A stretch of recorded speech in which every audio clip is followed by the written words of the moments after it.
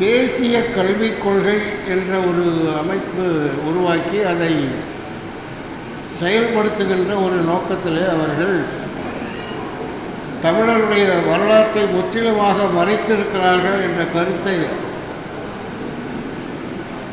நான் எண்ணியபோது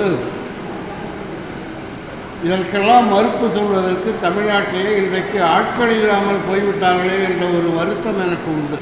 அந்த புதிய தேசிய கல்விக் கொள்கையை படித்து பார்க்கின்ற போது உலகிற்கே அறிவியலையும் வானியலையும் மருத்துவத்தையும் வரலாற்றையும் அளித்தவர்கள் ஆரியர்கள் என்றும் இந்த செய்திகளெல்லாம் வேதங்களிலே எழுதப்பட்டிருக்கிறது என்றும் அந்த தேசிய கல்விக் கொள்கையிலே புகுத்தி இருக்கிறார்கள். பாடத்திட்டத்திலே அவர்கள் வகுத்திருக்கிறார்கள்.